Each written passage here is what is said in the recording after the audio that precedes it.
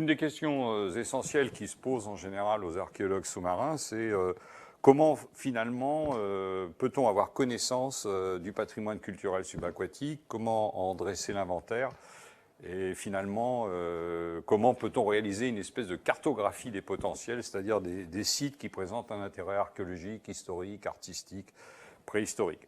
Donc il y a plusieurs méthodes. Et je dirais qu'on va essayer d'aller du plus simple au plus sophistiqué et de la découverte fortuite à la recherche méthodique. Alors, très basiquement, et sans avoir de moyens financiers particuliers, l'une des premières méthodes, c'est de réaliser une petite enquête dans le milieu de la pêche ou dans le milieu de la plongée lorsqu'il y a des clubs de plongée sportifs à proximité de la zone maritime que l'on souhaite cartographier. Alors, les plongeurs d'abord, souvent s'intéressent à la plongée sur épave et il est assez fréquent dans les clubs de plongée qu'on ait une connaissance relativement dense des sites archéologiques ou des épaves qui se situent à proximité du site du club. Donc ça, c'est une première enquête, c'est très facile, aller voir les plongeurs, leur dire vous connaissez des épaves, où sont-elles, est-ce que vous pouvez m'y amener et ça peut conduire petit à petit, parce qu'une épave n'est pas forcément quelque chose de très visible, mais un plongeur a pu apercevoir des restes de céramique broyés sur le fond de la mer, et en lui en parlant, ça peut lui suggérer l'idée qu'après tout, c'est peut-être le témoignage d'un site archéologique et il pourrait vous y conduire. Une deuxième approche, qui peut être très riche d'enseignements, c'est une enquête dans le milieu de la pêche. Les pêcheurs, en effet, savent que les épaves concentrent la vie halieutique, ils savent que les poissons résident à proximité des épaves, et donc ils ont souvent, sans nécessairement avoir une idée précise de ce qui se trouve sur le fond, mais ils savent qu'il y a là une épave ou un site qui concentre le poisson. Et tout particulièrement, alors toutes les formes de pêche, hein, puisque les pêcheurs, très naturellement, ont des lieux de pêche privilégiés, donc ça mérite d'être connu et de savoir où ils se trouvent ces milieux, parce qu'ils peuvent être révélateurs de présence d'épaves. Mais il y a aussi une autre forme de pêche, c'est le chalutage. Et les chalutiers, alors à quelque profondeur que ce soit, par fond moyen ou par très grande profondeur, comme ça se pratique aujourd'hui, les chalutiers peuvent savoir qu'il y a là des points particuliers, à la fois où on trouve du poisson, mais aussi des points où l'on peut crocher, c'est-à-dire où le chalut s'est accroché, où parfois même on a pu déchirer le chalut, voire le détruire ou le perdre. Et ça, c'est toujours très significatif, en sachant que si l'on a perdu le chalut ou qu'on l'a accroché, on aura souvent plutôt affaire non pas à une épave antique avec simplement des débris céramiques, mais ça peut être plus régulièrement des épaves d'époque contemporaine, des épaves métalliques, qui sont suffisamment résistantes pour que le chalut vienne se prendre dans l'épave ou s'y déchire. Donc ça, c'est liminairement, c'est très facile à réaliser. C'est une enquête de terrain. Elle peut être confiée même à des jeunes archéologues en formation, à des étudiants, parce qu'au fond, ça procède d'abord d'une enquête très simple de contacts humains, de développer du relationnel avec le monde de la pêche ou avec le monde de la plongée. Une autre méthode qui s'apparente à la plongée sportive, ça va être de conduire, comme je dirais, à l'ancienne, hein, ce qu'on pouvait faire nous-mêmes au début de notre carrière il y a 40 ans, ce qu'on appelle faire de la planchette. C'est-à-dire, c'est un plongeur qui, en immersion, en utilisant une planchette qui est tractée derrière un bateau. Donc la planchette, c'est un peu comme un volet sur un avion, ça permet de monter, de descendre, de monter, de descendre. Et donc on va survoler comme ça le fond. Et en faisant beaucoup de chemin, tracté par le bateau, peut-être avoir l'opportunité de découvrir des vestiges qui signalent la présence d'une épave. Ça reste une méthode extrêmement lente, complexe parce que c'est en plongée et de toute façon tout à fait aléatoire. Voilà, ça c'est, je dirais, quand on ne dispose pas de systèmes électroniques très développés, très sophistiqués, c'est un premier mode d'enquête et un moyen de dresser une première cartographie, fût-elle une cartographie grossière, des vestiges sous-marins d'une zone côtière. Alors, l'une des limites du mode d'enquête auprès du monde de la plongée et tout particulièrement du monde de la pêche, c'est la difficulté d'obtenir des informations. les plongeurs, même les plongeurs sportifs, les pêcheurs tout particulièrement parce qu'ils cherchent à protéger leur zone de pêche, donc ils ne souhaitent pas qu'elle soit communiquée, qu'elle soit connue, et surtout, bien souvent, ils craignent qu'en déclarant aux archéologues la présence d'une épave, on ne soit conduit à leur interdire la pêche ou la plongée sur cette zone-là. Donc ça c'est vraiment une des difficultés. C'est pour ça qu'il faut se donner du temps, prendre le temps d'expliquer aux pêcheurs ou aux plongeurs le sens de l'enquête qu'on est en train de mener, leur faire comprendre que c'est du patrimoine de l'humanité, que c'est important pour chacun de retrouver ces vestiges, de pouvoir les étudier, les analyser, et qu'en aucun cas ce ne sera une contrainte pour eux. Voilà, ça c'est très compliqué. Il faut franchir la barrière du mutisme de ceux qui cherchent à protéger leurs informations par crainte que des décisions administratives leur interdisent demain la plongée ou la pêche sur telle ou telle zone maritime donnée. Alors, dans le même processus d'enquête qui ne coûte pas cher, mais qui demande une mobilisation d'un peu de personnel, ne pas perdre de vue que par suite des dérèglements climatiques, le rehaussement du niveau de la mer et la multiplication des tempêtes, très souvent le littoral tend à être grignoté, surtout les côtes sableuses avec des dunes. Et très souvent, au lendemain des tempêtes, il peut être important, intéressant et efficace de longer simplement la côte et de regarder si les déplacements de sable occasionnés par la tempête n'ont pas mis au jour des vestiges qui mériteraient d'être analysés, étudiés, photographiés. Et ça, on peut demander tout simplement à des gens qui habitent sur le littoral. Il existe des réseaux, d'ailleurs, dans certains pays, d'alerte qui permettent, qui conditionnent et qui organisent le travail de bénévoles qui vont juste sur la côte. Il suffit de se promener à pied sur la plage pour voir si des vestiges sont apparus et qui risquent d'être détruits. C'est une autre manière qui est peu coûteuse et qui peut être très efficace d'essayer de dresser la cartographie des vestiges archéologiques du littoral. Au-delà au fond de cette enquête sur des découvertes fortuites, puisque les plongeurs ne sont pas nécessairement à la recherche d'une épave, ils peuvent la découvrir tout à fait par hasard. Et de la même manière, bien sûr, les pêcheurs peuvent crocher leur chalut dans une épave. Et par essence, s'ils ont croché le chalut, c'est qu'ils ne connaissaient pas l'existence de cette épave, sinon ils s'en seraient méfiés. Donc au-delà de ces découvertes que je classifierais comme fortuites, il y a aussi les recherches systématiques, celles qui relèvent d'une dynamique, c'est-à-dire qu'il y a la volonté de dresser une cartographie d'une zone maritime donnée. Et là, c'est un travail qui va être mené de manière systématique par des archéologues, ou qui peut aussi procéder d'une recherche préalable en archives. C'est-à-dire qu'on a entendu parler de l'épave, on a trouvé des documents, il y a eu une bataille navale au XVIIIe siècle dans telle ou telle zone. Et donc là, il y a plusieurs manières d'aborder le sujet. Lorsqu'on a la trace d'un naufrage dans les archives, avant toute chose et avant même d'aller sur la mer, je dirais que le B.A.-ba, c'est d'essayer de mieux localiser grâce aux ressources documentaires, c'est-à-dire grâce aux archives lorsqu'il y en a, et qu'elles sont suffisamment bien conservées pour être analysées et étudiées, c'est d'essayer effectivement de cerner mieux la zone géographique du naufrage à travers les témoignages historiques. Alors là encore, d'abord c'est un gros travail de recherche documentaire. Les archives, ça peut être, dans un certain nombre de pays, les archives sont extrêmement touffues, très importantes, n'ont pas toujours été analysées en profondeur. Donc c'est un travail de fond qui peut être confié, encore une fois, soit à un spécialiste des archives, mais on peut aussi, dans certains pays, proposer à des étudiants des thématiques de recherche, en leur proposant d'analyser les archives de telle année à telle année, voire de tel mois à tel mois, quand elles sont très considérables, et puis de voir si, à travers toute cette documentation, on peut essayer de pointer sur une carte marine la localisation la mieux circonscrite possible de la zone potentielle du naufrage. Donc le deuxième stade, après cette recherche en archives, ou bien, si l'on a décidé de réaliser une étude méthodique, une analyse électronique méthodique du fond de la mer, mais dans les deux cas, très probablement, on utilisera les mêmes méthodes, c'est soit parce qu'on a circonscrit la zone à travers le naufrage dont on cherche à localiser l'épave, ou bien lorsqu'on a un travail à réaliser parce qu'on sait qu'il va y avoir des aménagements offshore, installer des champs éoliens, des câbles de communication sous-marins, des pipelines pour le gaz ou pour le pétrole. Dans tous les cas, on va, dans ces cas-là, faire des analyses électroniques systématiques et méthodiques du fond de la mer.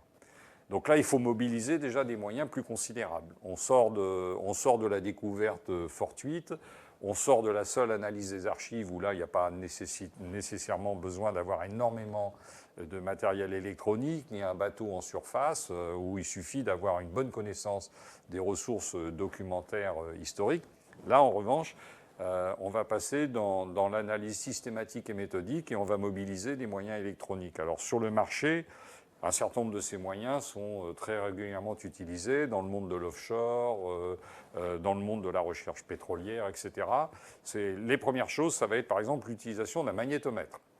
Si on sait que l'épave recherchée est susceptible de créer, par sa présence sur le fond de la mer, une perturbation du champ magnétique terrestre, épave métallique du 19e ou du 20e siècle, une épave du 18e siècle dont on sait qu'elle était armée d'un grand nombre de canons aux fonte de fer, on va privilégier l'utilisation d'un magnétomètre qui va détecter. Alors là, on va faire un travail, c'est très systématique, et on va détecter les anomalies. Le stylet du magnétomètre va indiquer des zones avec une perturbation importante du champ magnétique terrestre, et ça peut signaler donc une masse métallique sur le fond et donc une épave.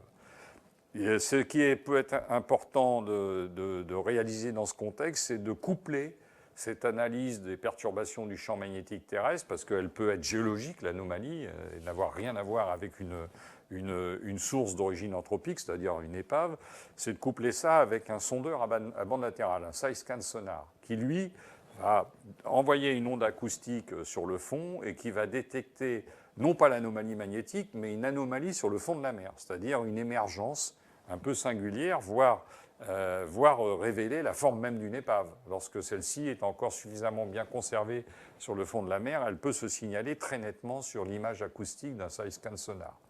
On peut doubler ça aussi d'un autre système acoustique, c'est un sondeur multifaisceau. Alors le sondeur multifaisceau, c'est plus complexe, c'est extrêmement cher.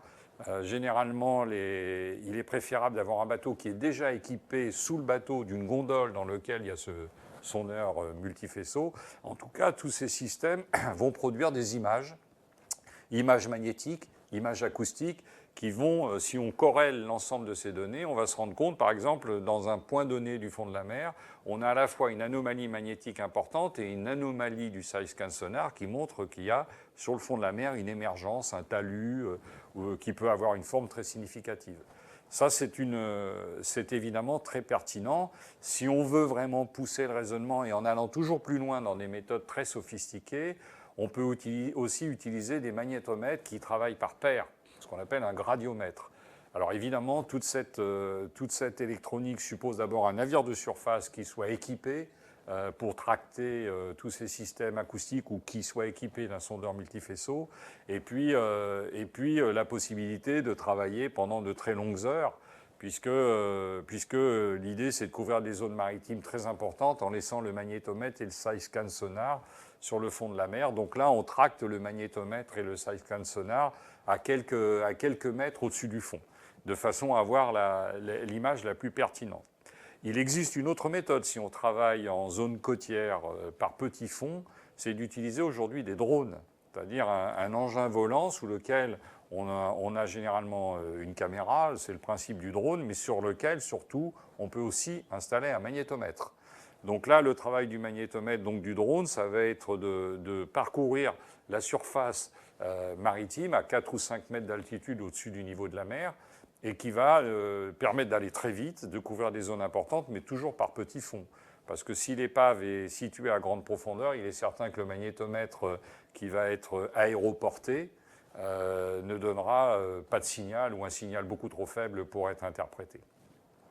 Alors dans le même registre de la détection électronique, encore plus sophistiqué, c'est la possibilité de recourir à des drones de surface, à des AUV, équipés de sondeurs multifaisceaux. Alors ces AUV ont l'avantage de se déplacer beaucoup plus rapidement à la surface de la mer, puisqu'on peut avoir des vitesses de 8 à 15 nœuds de déplacement, avec un sondeur multifaisceau de grande qualité, ce qui permet de faire un relevé acoustique du fond de la mer jusqu'à des profondeurs de 100, 110, 120, 130 mètres. Et ça aussi, mais ça dépend évidemment, il faut disposer de cette technologie, mais c'est très efficace pour lever très rapidement, réaliser une analyse du fond de la mer et détecter potentiellement des vestiges archéologiques des épaves. Alors on a évoqué le cas des drones avec un magnétomètre aéroporté. Au-delà, il reste toujours la possibilité sur des fonds marins qui ne sont pas très très profonds et où l'eau est relativement claire, c'est de faire du survol aérien. Dans ces contextes, alors l'avion peut coûter cher, on trouve aujourd'hui des systèmes comme les ULM, et là c'est simplement une détection visuelle d'anomalies qui apparaîtraient, des masses sombres qui apparaîtraient sous l'eau et qui peuvent là aussi signaler la présence de vestiges archéologiques, généralement des épaves. Tout ça permet en général de dresser une cartographie des vestiges des fonds marins et bien sûr, mais seulement d'avoir un indice de l'existence d'une épave ou d'un site archéologique, d'un bien culturel maritime. Il faudra ensuite, au-delà de ces méthodes, que ce soit l'analyse par le monde de la plongée, le monde de la pêche, les recherches en archives ou la détection électronique, il va falloir coupler ça à une étude in situ, une étude de terrain, qui pourra être réalisée de deux manières, soit en plongée humaine. Donc là, c'est très simple, on a une carte des anomalies, on essaye ensuite de vérifier parce qu'on peut avoir une masse d'anomalies considérables. Plus on va s'approcher de terre, et notamment des zones portuaires qui concentrent le trafic maritime à toute époque et qui, du même coup, a concentré bien souvent les naufrages. Mais sur cette carte, on va avoir de tout, tous les déchets métalliques, y compris ceux perdus pendant les deux grands conflits contemporains. Et donc, on va avoir une masse considérable de data, de données. On ne peut pas plonger sur chacune de ces données. Il va falloir les analyser, leur donner une espèce de coefficient de potentialité, et on va plonger ou tenter d'expertiser seulement les points les plus significatifs. Ceux dont l'anomalie magnétique est importante, qui sont couplés avec une analyse du side-scan sonar ou du multifaisceau, etc. Alors, comment on va faire? Alors, il y a la solution traditionnelle, on est par des fonds moyens ou des petits fonds, c'est d'aller faire l'expertise directement en plongée, avec des baies sur le dos, je dirais à l'ancienne. Ça, c'est une méthode, elle est longue, elle est précise, évidemment, puisqu'on a le regard directement sur l'anomalie, mais il demeure qu'on est limité en profondeur, en temps. Un plongeur à 40 mètres ne va pas faire 5 plongées par jour, il va en faire 2 au grand maximum. Voilà, donc c'est une méthode, mais aujourd'hui, il y a évidemment d'autres solutions. Mais elles sont évidemment plus coûteuses, c'est notamment de recourir à des robots. Soit un ROV, soit même un AUV, mais un ROV en général. Donc là, on va aller à la verticale du point qu'on a géolocalisé, qui ressort de l'analyse qu'on a pu faire de l'ensemble des données dont on dispose. Et puis on va descendre le ROV et on va faire une reconnaissance visuelle. Est-ce qu'il y a sur le fond une anomalie qui soit celle que l'on a pu détecter? En sachant quand même qu'une anomalie peut être également importante, mais ne pas être apparente sur le fond de la mer. Elle peut être recouverte par du sédiment. Si c'est très faiblement recouvert, une anomalie magnétique peut être aisément perceptible par un magnétomètre qui est tracté à 5 ou 7 mètres au-dessus du fond, sans pour autant être visible par le ROV. Donc tout ça, c'est évidemment des méthodes. Ça procède d'une analyse rigoureuse, méthodique, et qui prend beaucoup de temps. Mais on le voit, ça peut aller... suivant les moyens dont on dispose, on peut aller de la méthode la plus simple à la plus complexe, à la plus sophistiquée, la plus simple étant aussi celle qui coûtera moins cher, mais qui prendra le plus de temps. La plus sophistiquée réclame de la mobilisation de systèmes électroniques, d'un bateau de surface complexe. Évidemment, c'est plutôt réservé aux projets sur lesquels on dispose de ressources financières ou de ressources technologiques. Voilà un petit peu comment on peut dresser un inventaire, une première cartographie des vestiges potentiels d'une zone maritime donnée, sachant qu'au-delà de ce premier travail, il restera toujours le travail de fond, si j'ose dire, le travail de l'archéologue, qui sera lorsqu'on aura acquis la quasi-certitude qu'il y a là un site potentiel présentant un intérêt historique, archéologique, préhistorique ou artistique. Eh bien, il va falloir mener une campagne de fouilles, une campagne d'expertise d'abord. On peut appeler ça une expertise, un sondage, mais en tout cas, c'est une approche rapide, en quelques jours ou au plus en quelques semaines, avec un groupe de spécialistes, d'archéologues subaquatiques. Et puis, si l'épave se découvre, si son intérêt, c'est-à-dire le travail qu'on aura réalisé dessus, permet de circonscrire ses dimensions, longueur, largeur, chronologie potentielle, nature et état des vestiges conservés, peut-être qu'on passera à un second stade ou à un autre stade qui sera celui d'une fouille méthodique qui, elle, prendra évidemment parfois plusieurs années, réclamera le concours de spécialistes d'études pluridisciplinaires et conduira finalement, parce que c'est la finalité, à une publication et enfin à la présentation des collections dans un musée.